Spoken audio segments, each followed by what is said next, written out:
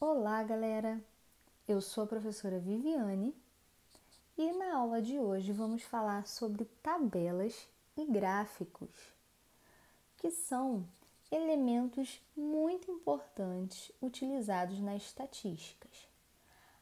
A tabela e o gráfico, eles nos ajudam a organizar os elementos que nós vamos estudar na estatística. Então, quando você faz uma pesquisa estatística, você precisa fazer a organização desses dados encontrados.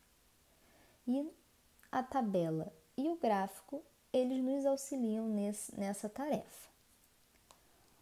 Bom, a tabela é uma forma de organização dos valores de variáveis coletados. Nós vamos chamar de frequência absoluta e vamos representar por FA o número de vezes que uma mesma resposta se repetiu na nossa pesquisa. E vamos chamar de frequência relativa, representando por FR, a porcentagem que essas repetições representam em relação ao todo. Vejamos um exemplo. Se em uma pesquisa das 1.000 pessoas consultadas, metade respondeu a mesma coisa, nós teremos que a frequência absoluta vai ser 500 e a frequência relativa vai ser 50%. Então, nós precisamos relembrar aí como vamos fazer para transformar esses valores em porcentagem. Você pode estar utilizando uma regrinha de 3 ou, se quiser fazer de uma forma mais prática, basta multiplicar cada valor por 100 e dividir pelo total. Então, nós encontramos cada frequência absoluta, nós transformamos, no caso, cada frequência absoluta em frequência relativa dessa forma. Vamos ver aqui um exemplo. Uma pesquisa foi realizada com os alunos do 9º ano sobre suas matérias preferidas. Dos 120 alunos pesquisados, 36 responderam que gostam de português, 42 de matemática, 18 de história e 24 de geografia. Faça a tabela com os dados obtidos, colocando a frequência absoluta e a frequência relativa. Então, nós vamos construir a tabela com o título, que é Matérias preferidas dos alunos do 9º ano da escola. Botei um nome qualquer aqui, porém, poderia deixar sem nome, tá? Então, especifiquei as matérias na primeira coluna. A segunda coluna nós vamos colocar a frequência absoluta.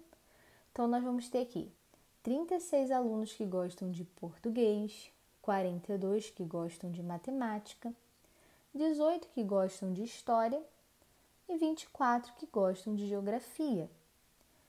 E vamos colocar aqui o total, que é 120. Agora nós vamos fazer o cálculo dessa frequência absoluta em frequência relativa.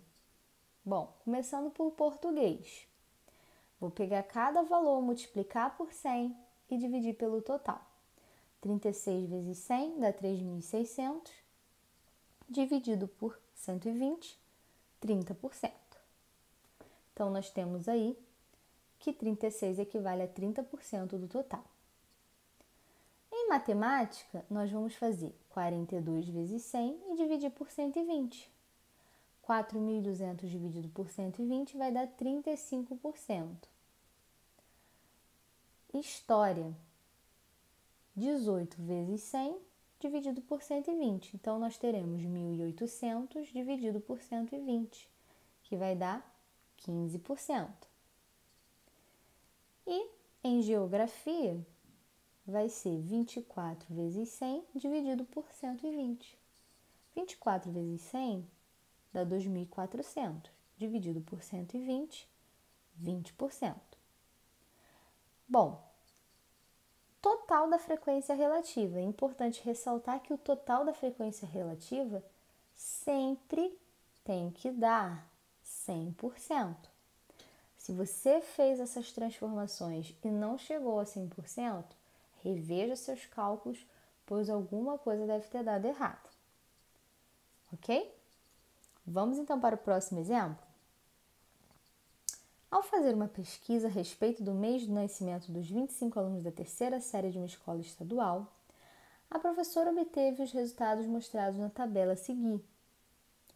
Qual é a porcentagem desses alunos da terceira série que nasceram no mês de abril? É bem parecido com a anterior, só que aqui eu só preciso saber do mês de abril, eu não preciso transformar em porcentagem todos os itens dessa tabela. Então, nós vamos pegar aí, a quantidade de alunos de abril, multiplicar por 100 e dividir pelo total, que é 25. Nós teremos aí 600 dividido por 25, que vai dar 24%. Mais um exemplo. A tabela a seguir mostra em porcentagens a distribuição relativa da população brasileira por grupos etários. De acordo com dados dos censos demográficos de 1940 a 2000. Então, letra A. Em 1970, qual era a faixa etária que tinha o maior grupo? Bom, 1970 nós temos aí 3 faixas etárias e a que representa o maior grupo é 54,3, que é a faixa etária de 15 a 64 anos. Letra B. Qual era a porcentagem de pessoas com 65 anos ou mais no ano de 1980? Bom, 1980 nós temos aí 4%. Então, essa é uma questão bem simples, onde nós fizemos aí apenas a análise da tabela. Agora nós vamos falar sobre os gráficos. Os gráficos, eles são muito utilizados quando você quer uma chamada mais visual, uma informação mais rápida para aqueles dados que você pesquisou, que você organizou. Então, para que eles servem? Quando você quer visualizar a informação de maneira mais direta.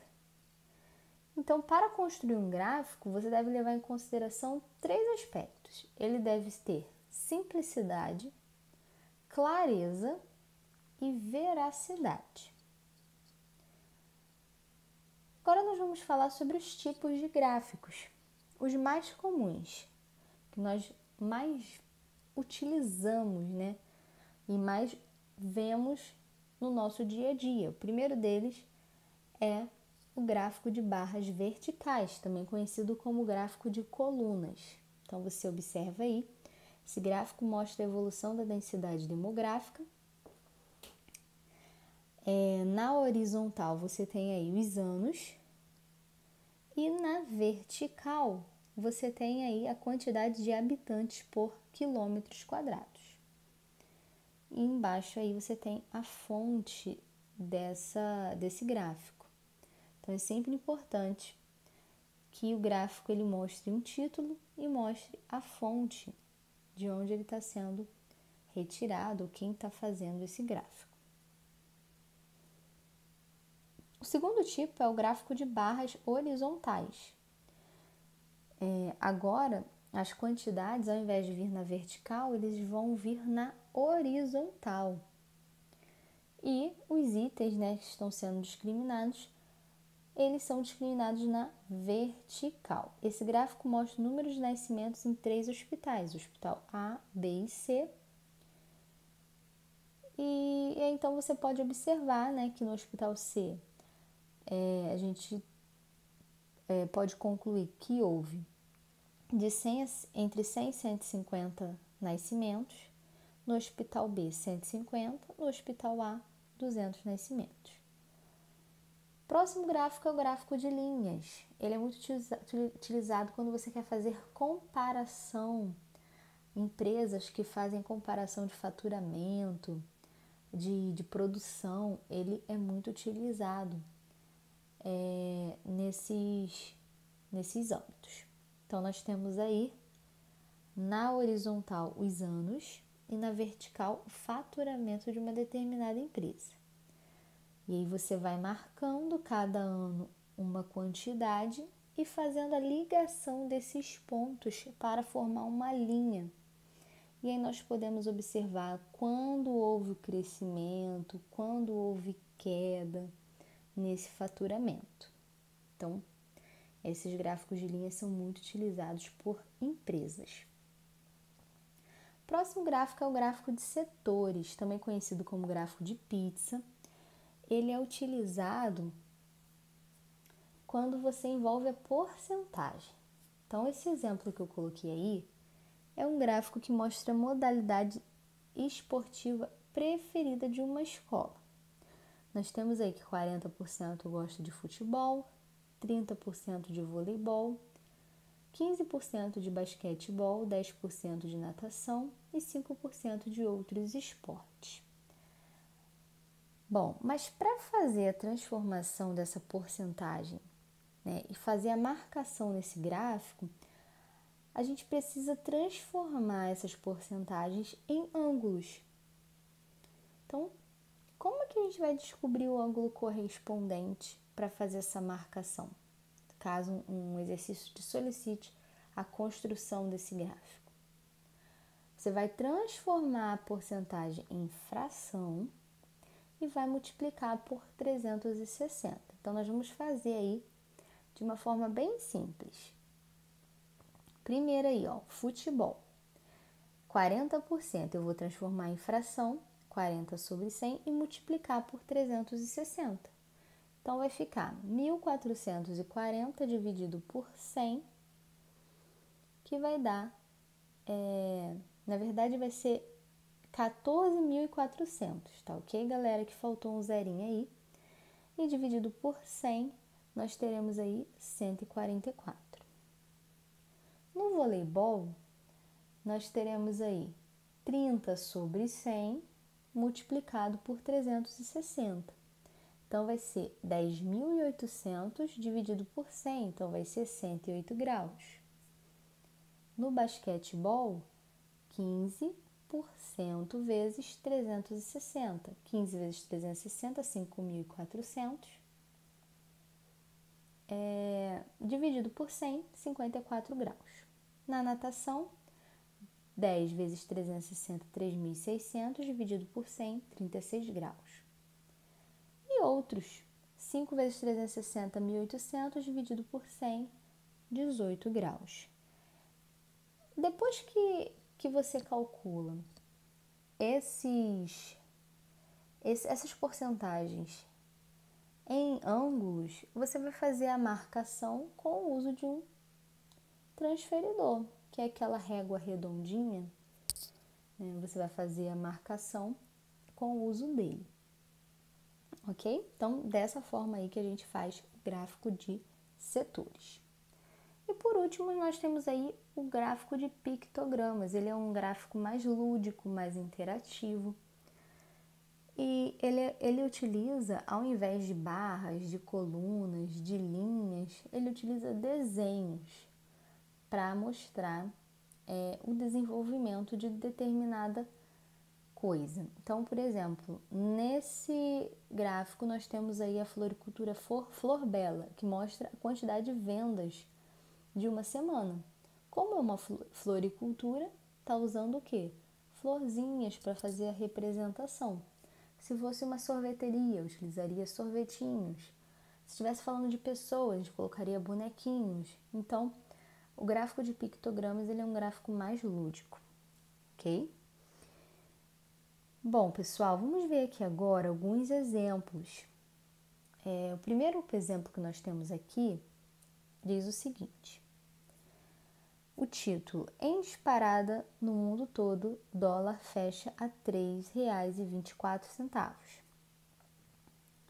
Moeda tem alta de 3% e vai ao maior patamar em 12 anos, puxada pela migração de investimentos para os Estados Unidos e em meio às incertezas em relação ao Brasil. Analisando o gráfico, é possível afirmar que o número de vezes que o valor do dólar ficou abaixo de R$ 2 foi. Então, observando o gráfico, nós temos aí que o dólar esteve abaixo de R$ 2 quando estava 1,6918, 1,7624, 1,6649, 1,7922 e 1,9721, ou seja, ele esteve abaixo de R$ 2 por 5 vezes. Resposta letra D. Segundo exemplo, título do gráfico, ó. Com redução do IPI, fim de ano deve ser com casa reformada e imóveis novos. É a previsão de queda nos preços dos imóveis. Veja como podem ficar os preços com a isenção do IPI. Então, nós temos aí vários produtos, né? Guarda-roupas de 3 portas, guarda-roupas 7 portas, cama de solteiro, cama de casal, mesa de jantar com 6 cadeiras, mesa de jantar com 4 cadeiras. E a questão diz o seguinte: imagine que uma pessoa deseja comprar um guarda-roupas de 3 portas duplex, uma cama de casal e uma mesa de jantar com 4 cadeiras. Qual o valor estimado da compra sem o IPI? Então, o preço sem a redução é a primeira coluna. Agora, com a redução, com a isenção do IPI, é a coluna que está escrito como pode ficar. Ou seja, essa segunda coluna é o valor sem o IPI. Então, nós vamos ter aí R$ 855, que é o guarda-roupa de 3 portas, R$ 475, que é a cama de casal, mais R$ 760, que é a mesa de jantar com 4 cadeiras. Então, somando tudo, nós temos aí R$ 2.090. Alternativa B. Terceiro exemplo. Gráfico mostra denúncias de violência contra a mulher no primeiro semestre de 2014. Analisando as informações apresentadas, o total aproximado de mulheres vítimas de violência que tinham relações afetivas com o agressor é igual a... Bom, no gráfico mostra aí que tem 11,20% de mulheres que tinham relação afetiva com o agressor. 82,82% tinham relação familiar e 5,98% outros tipos de relação. Então, nós temos aí 11,20%. Nós precisamos calcular 11,20% do total de mulheres, do total de denúncias, que é 30.625. Para calcular essa porcentagem, basta transformar essa porcentagem em fração e multiplicar por 30.625. Então, nós vamos ter aí 11,20 sobre 100 vezes 30.625. Isso vai dar 3.430. Resposta, letra D. Mais um exemplo 4. Observe a imagem a seguir que representa os resultados de uma pesquisa de opinião, atentando para o total de pessoas ouvidas. Então, a pergunta diz o seguinte, ó. Analisando as informações apresentadas, qual o maior número de pessoas que optou pelo candidato com maior percentual de intenções de voto? Então, nós temos aí que o candidato com maior percentual de intenções de voto é o candidato Arnaldo, com 42,5%. Lá embaixo, no finalzinho do gráfico, diz que a pesquisa foi feita ouvindo 981 pessoas das 7 zonas eleitorais do município. E tem uma margenzinha de erro. Então, nós vamos calcular quanto é 42,5% de 981, porque o candidato Arnaldo é aquele com maior percentual de intenções de voto. Então, nós temos aí 42,5% vezes 981 vai ficar 42,5 sobre 100 vezes 981. Isso vai dar 416,925. Aproximadamente 417 pessoas, então, optaram por esse candidato, ok? Então é isso, galera. Nós fechamos por aqui a aula de hoje. Nos vemos na próxima aula. Um beijão. Tchau, tchau.